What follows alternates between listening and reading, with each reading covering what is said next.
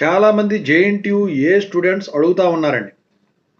ఏంటంటే మీరు ఇంతకుముందు ఒకసారి మాకు ఒక దాంట్లో చెప్పినట్టు గుర్తు, పేపర్ వాల్యుయేషన్ చేస్తారు కదా ఎగ్జామ్స్కి. సో మేము ఇప్పుడు ఎగ్జామ్స్ రెడీ అవుతున్నాము. సో ఆ ఎగ్జామ్స్ రాసేటప్పుడు మేము రాసేస్తాం. అయితే వాళ్ళు పేపర్ వాల్యుయేషన్ చేసేటప్పుడు కీ పేపర్ ఏదో చూస్తారన్నారు. ఈసారి కూడా కీ పేపర్ చూస్తారా అని చెప్పేసి అడుగుతా ఉన్నారు. దాని గురించి చెప్పదలిచాను. ముందుగా అయితే ఇంతవరకు ఛానల్ సబ్స్క్రైబ్ చేసుకొని వాళ్ళు సబ్స్క్రైబ్ చేసుకోండి. ఈ వీడియోని లైక్ చేయండి, షేర్ చేయండి. మీకేమైనా డౌట్స్ ఉంటే కాల్ బీ4 ద్వారా కాల్ చేయండి.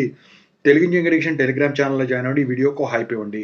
ఇక టాపిక్లో వెళితే ఏంట్రా బాబు అంటే, జేఎన్టీయూ అనంతపూర్ది ఇంతకుముందు నేను కీ పేపర్ గురించి చెప్పాను. కీ పేపర్ అనేది ఏంటి?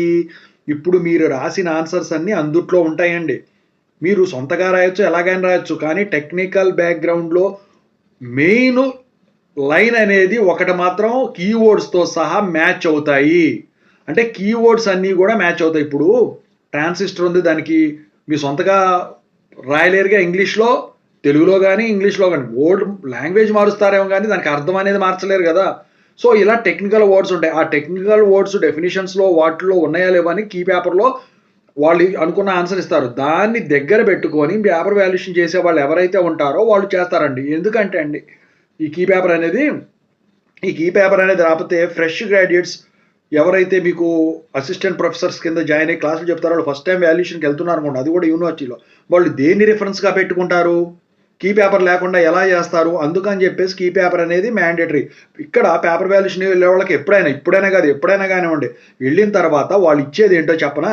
మీ బుక్లెట్స్ ఏవైతే ఉన్నాయో వాటిని ఒక్కొక్క బండిల్కి ఒక 40 బుక్లెట్స్ పెట్టేసి ముందు బండిల్ ఇస్తారు. ఉదయం ఒక బండిల్, మధ్యాహ్నం ఒక బండిల్ రోజుకి.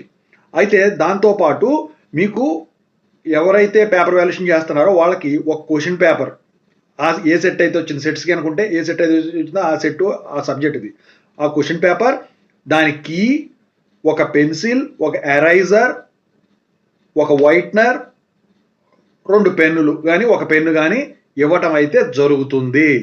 ఓకేనా? సో మరి ఈసారి కూడా కీ పేపరు ఉంటుందా అంటే ఖచ్చితంగా ఉంటుంది. దాని ప్రకారమే మీరు చదువుకోవాల్సి ఉంటుంది. Don't neglect. ఓకేనా? ఇదండి.